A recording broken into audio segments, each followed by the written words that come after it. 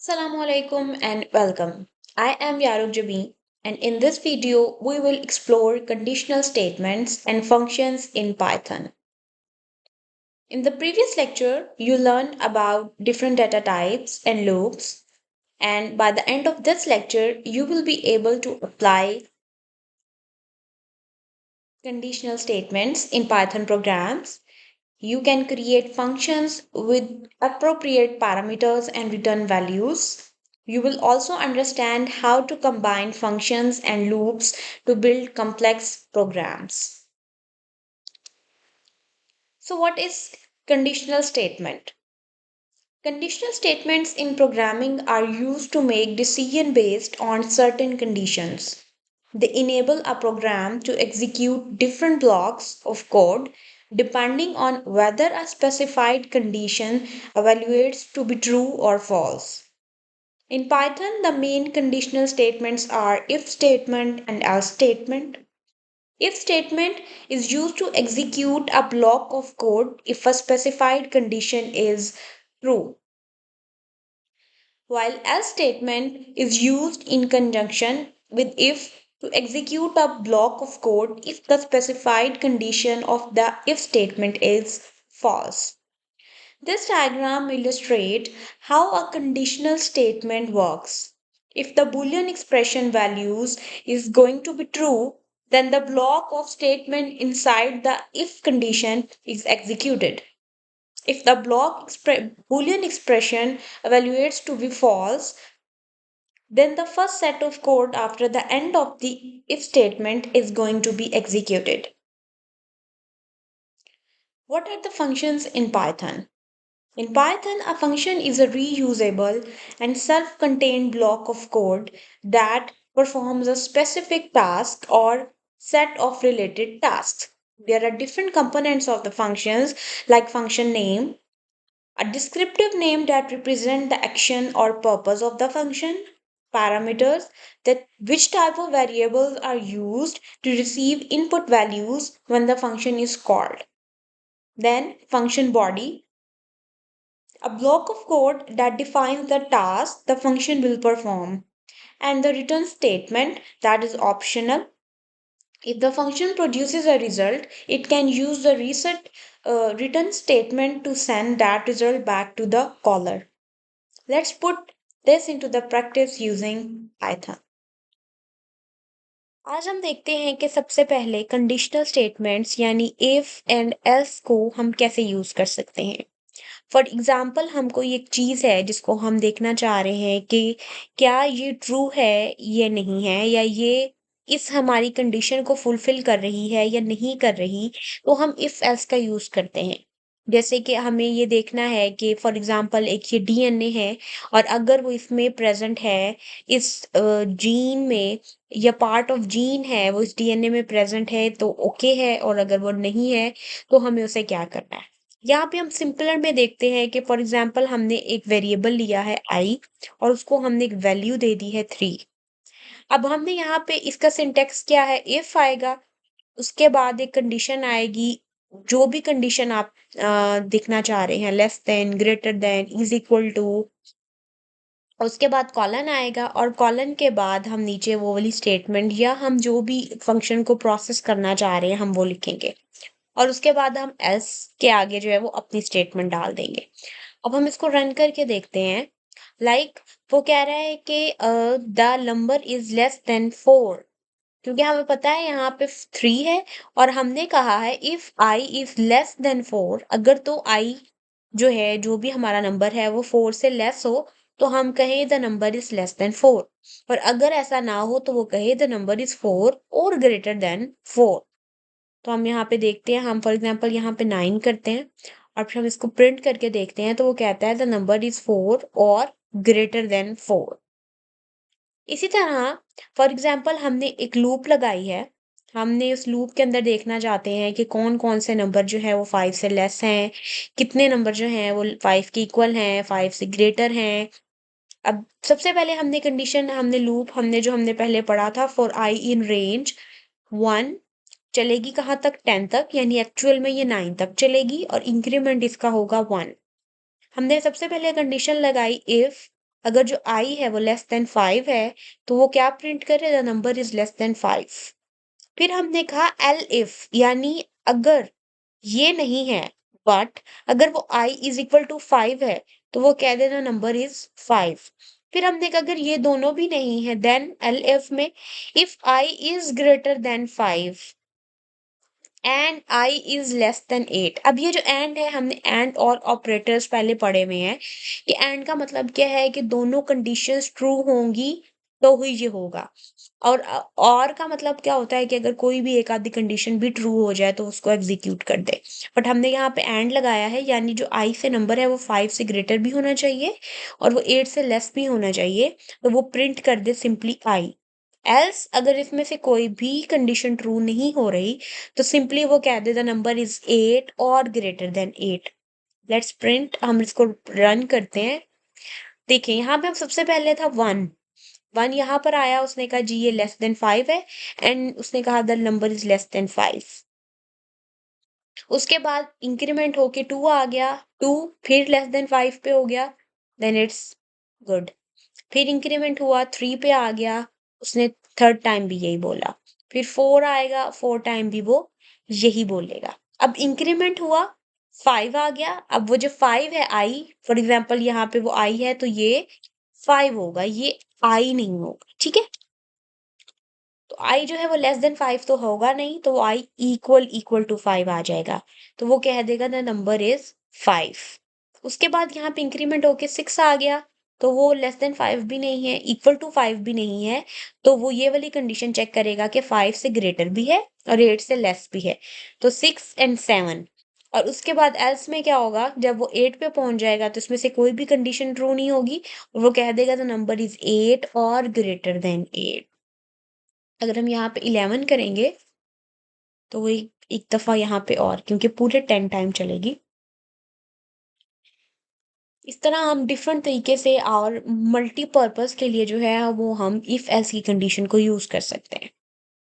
अब हम देखते हैं कि फंक्शंस जो हमारे पाइथन में आते हैं, ये किस लिए यूज होते हैं। बेसिकली फंक्शंस जो है वो एक रीयूजेबल कोड होता है that performs a specified task, जिसको हम बार बार यूज कर सकते हैं। जो डेफ है, it is a keyword that is use to define a function, मतलब डेफ मतलब डिफाइन, ये फंक्शन का नेम आ जाता है, जो भी हम उसका फंक्शन का नेम रखना चाहते हैं। और फिर हम उसके आगे दो ये ब्रैकेट्स डाल के, कॉलन डाल के, आगे उसकी जो है वो ये बॉडी आ जाती है। उस बॉडी में आप कुछ भी प्रिंट कराना चाहते हैं, कुछ भी परफॉर्म करना चाहते हैं, तो हम उसको परफॉर्म कर लेते हैं। ये है हमारा फंक्शन को हम कॉल कर रहे हैं सिंपल। अब हम इसको रन करके देखते हैं। जैसे हमने इसमें सिंपल इस फंक्शन को कॉल किया, ये माय फंक्शन जब कॉल होगा तो ये सबसे पहले इस वाले फंक्शन पे जाएगा जहाँ पे डिफाइन को किया हुआ है उसे, और उसके अंदर की बॉडी में चला जाएगा जहाँ पे हमने सिंपल कहा है कि print hello from a function, तो वो यहाँ पे क्या प्रिंट कर रहा है? Hello from a function. अब हम देखते हैं कि हम फंक्शन में जो है वो कोई पैरामीटर भी दे सकते हैं। पैरामीटर क्या होता है कि कोई भी हम इसको चीज, कोई एक वैल्यू जो है वो हम पास कर रहे हैं फंक्शन को। जैसे कि यहाँ पे लिखा है डेफ, वही फंक्शन को डिफाइन किया, ये फंक्शन का नेम, और हमने यहाँ पे एक आर्गुमेंट, एक पैरामीटर, एक चीज जो है हम कहेंगे कि इस वैल्यू को कोई ना कोई वैल्यू, कोई पैरामीटर, कोई आर्गुमेंट जो है वो आएगा। तो उसको हमने यहाँ पे कह दिया एफ नेम। अब यहाँ पे जब हमने फंक्शन को कॉल किया माय फंक्शन, तो हमने पहले उसे दिया डेविड, ठीक है। अब क्या होगा कि वो वाला डेविड सबसे पहले यहाँ से जी आएगा इसके पास। अब हमने यहाँ पे क्या कहा था? प्रिंट एफ नेम, यानी कि इसमें जो भी वैल्यू आएगी वो उसको कंकैटिनेट कर देगा अब्राहम के साथ। तो अगर हम इसको 1 मिनट ना रन करें, सिंपली अगर हम इस खाली और इसे रन करें, दिस वन, तो यहाँ पे आ गया डेविड इब्राहिम। फिर हमने इस वाले को नहीं करते, हम सिर्फ उसको जॉन दे देते हैं। तो देखिए सबसे पहले यहाँ पे जॉन है, यहाँ पे जाएगा John plus Ibrahim, John Abraham. Michael, यहाँ से वो ये वाला पैरामीटर माइकल को चला जाएगा और ये माइकल प्लस इब्राहिम। और अगर हम इसको कोई भी पैरामीटर नहीं देंगे, सिंपल, तो क्या करेगा वो एरर दे देगा। उसने कहा missing one required positional argument, क्योंकि हमने उसे बताया है कि यहाँ पे एक आर्गुमेंट आना है, एक पैरामीटर आना है, तो हमें यहाँ पे वो देना ही पड़ेगा वरना वो एरर देगा। ऐसा हम कोई भी वैल्यू यहाँ पे ले सकते हैं। फिर हम फंक्शंस में एक से ज्यादा पैरामीटर्स भी कर सकते हैं। जैसे वहां पे हमने सिर्फ एक आर्गुमेंट दिया था, यहाँ पे हमने उसे 3 आर्गुमेंट दे दिए। जैसे कि सबसे पहले हमने फंक्शन को डिफाइन किया, माय फंक्शन उसका नाम है, और उसके आगे हमने बता दिया उसे कि इसको 3 पैरामीटर आएंगे, चाइल्ड 3 2 1, जो भी हमने उसका नाम रखा है। और फिर हमने अंदर जो भी प्रिंट कर लिया कि the youngest child is child 3। अब माय फंक्शन, सेम फंक्शन का नेम, और हमने क्या किया है, चाइल्ड 1 पहला पैरामीटर के आगे हमने नाम लिख दिया, चाइल्ड 2 के आगे हमने सेकंड नेम लिख दिया, और चाइल्ड 3 को हमने ये, यानी जो चाइल्ड 1 को है वो ये वाली वैल्यू जाएगी, चाइल्ड 2 को ये वाली जाएगी, और चाइल्ड 3 को ये वाली जाएगी। तो हमने यहाँ पे लिखा है the youngest child is child 3, और चाइल्ड 3 यहाँ पे क्या है, निकाला। अब हम यहाँ से भी अगर कोई कोई भी एक आधा पैरामीटर खत्म करेंगे तो वो एरर दे देगा, क्योंकि उसे 3 आर्गुमेंट चाहिए और हम उसे 2 आर्गुमेंट दे रहे हैं। ठीक है। फिर हमें, अगर हमें यही नहीं पता कि हमें कितने आर्गुमेंट्स हमें चाहिए, फॉर एग्जांपल हमें विद सिचुएशन कभी 2 हो सकते हैं, कभी 3 हो सकते हैं, कभी 4 हो सकते हैं, तो हम यहाँ पे स्टेरिक लगा देते हैं। यानी कि हमें नहीं पता कि हमारे पैरामीटर कितने आने हैं, कितने आर्गुमेंट हमें जो है वो चाहिए होंगे। इसमें हमने सिंपल क्या किया, डेफ माई फंक्शन जो उसका नेम है, और हमने कहा कि कोई भी पैरामीटर आएगा और वो स्टेरिक है, वो कुछ किसी भी नंबर में हो सकते हैं। सो हमने उसको रन किया, और ये देखिए हमने सबसे पहले उसे दिया था एल्डर चाइल्ड में पहले वाला आ गया, फिर सेकंड में आ गया, फिर थर्ड में आ गया। फिर हम चाहें तो हम एक पैरामीटर जो है वो रिमूव कर दें। उसमें तो क्या हो रहा था कि हम जब भी हम पैरामीटर रिक्वायर्ड नंबर से कम करते थे तो वो एरर देता था, बट इसमें वो एरर नहीं देगा, क्योंकि वो कितने भी, एक से ज्यादा, 2 3 4 पैरामीटर भी हो सकते हैं। सिंपल यहाँ पे हम नेम के साथ पैरामीटर भेज रहे हैं और वो यहाँ पे वो कॉल हो रहा है। उसके बाद हमने इसमें क्या किया है, इसमें हमने क्या किया है कि हम कुछ एडिशन, हमने एक फंक्शन बनाया है डेफ ऐड नंबर्स का, जो वो डिफरेंट नंबर्स को ऐड करेगा, और उसको 2 पैरामीटर हमने आर्गुमेंट चाहिए। वो क्या करेगा कि सम रिजल्ट एक वेरिएबल है, उसके अंदर इन दोनों को ऐड करके स्टोर कर देगा, और ये हमने एक रिटर्न का लिया है कि रिटर्न सम रिजल्ट। जो ये वैल्यू है, ये हमें बताएगा कि ये फंक्शन कुछ ना कुछ रिटर्न जरूर करेगा। ठीक है, यानी ये वैल्यू जो भी हम ले रहे हैं वो उसको सम रिजल्ट को, जो सम रिजल्ट है वो उसको रिटर्न कर देगा फंक्शन को। तो सबसे पहले हमने क्या लिया, इनपुट। अभी हमने जितना भी काम किया है उसमें हम क्या कर रहे थे कि हम खुद ब खुद जो है वो वैल्यू को डिफाइन कर रहे थे। अब हम करते हैं, हमें यूजर से चाहिए, हमने उसे कहा प्लीज ऐड फर्स्ट नंबर, हमने डाल दिया है फर्स्ट नंबर 5, एंटर। फिर सेकंड लाइन पे आ गया प्लीज ऐड सेकंड नंबर, हमने डाल दिया उसे 6, उसने कहा 11। सिंपल, हमने यहाँ पे लिखेंगे इनपुट एक 1 एक वेरिएबल है, उसके अंदर इनपुट एक फंक्शन है, हमने इज इक्वल टू लगाया, और एक इनपुट फंक्शन है, और उसके आगे हमने वो स्टेटमेंट लिख दी जो भी हम लिखना चाह रहे हैं, जो यूजर को पता चल जाए कि हमें क्या इन्फॉर्मेशन चाहिए। और हमने क्या किया, input 1 is equal to integer input 1, यानी हमने जो भी वैल्यू इनपुट 1 के अंदर आएगी उसको इंटीजर में कन्वर्ट कर देना है। फिर इनपुट 2 में हमने क्या लिया, दूसरी वैल्यू ली, प्लीज ऐड सेकंड नंबर, और उसको हमने इनपुट 2 में स्टोर कर दिया, और इनपुट 2 को भी हमने इंटीजर में कन्वर्ट कर लिया। अब हमने क्या किया कि जो रिजल्ट है उसको हमने is equal to add numbers input 1 input 2। यहाँ पे क्या हो रहा है कि जो ये वाला सम का रिजल्ट है वो हमें वो भेज रहा है ऐड नंबर को, रिटर्न कर रहा है ना, फंक्शन जहां से कॉल हो रहा है वहां पे उसको रिटर्न कर रहा है।